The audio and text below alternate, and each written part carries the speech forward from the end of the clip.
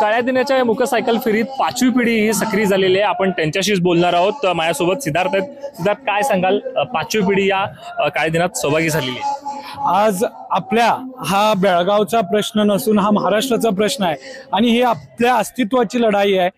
आज जर आपण या रस्त्यावर उतरून जर लढलो नाही तर आपली मातृभाषा ही कुठंतरी लयाला जाण्याची परिस्थिती आहे। कालच बेळगावमधील व्यावसायिकांचे मराठी फलक त्यांना कॉर्पोरेशन तर्फे काळं फासण्यात आलं। हा खूप मोठा अन्याय, संविधानिक अन्याय केला जातोय। त्या विरोधात मी बेळगावच्या सर्व युवा पिढीला आवाहन करतो की आपण मोठ्या ताकदीनं आपली मातृभाषा वाचवण्यासाठी सर्वांनी एकत्रित लढा दिला पाहिजे। सर्व पक्षातील सर्व मराठी बांधवांना मी आवाहन करतो की आपण मराठीसाठी लढण्यासाठी सर्वांनी एकत्र आलं पाहिजे।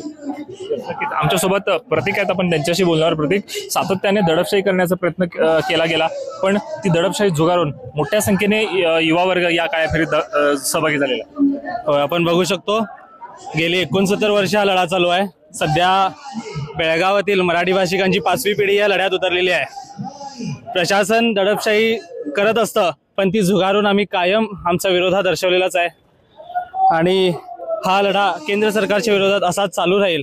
सुप्रीम कोर्टात आमची केस नक्कीच प्रलंबित आहे, तिथे निकाल आम्ही आमचा रस्त्यावरचा लढा हा असा चालूच राहणार आणि ही चळवळ देण्यासाठी आम्ही आमच्यापर्यंत सर्व प्रयत्न करणार पाहिजे। नक्कीच नक्कीच। सिद्धार्थ, यासोबत अजून एक प्रश्न आहे।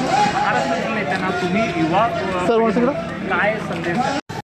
गेली कित्येक वर्ष आम्ही पाहतोय महाराष्ट्राच्या नेत्यांकडून फक्त आपल्याला आश्वासनं सोडून काहीच मिळालं नाही। कालच्या दिवशी त्यांचा व्हिडिओ येतो आणि त्याच्या पुढं कोणतंच कृत्य हे होत नाही।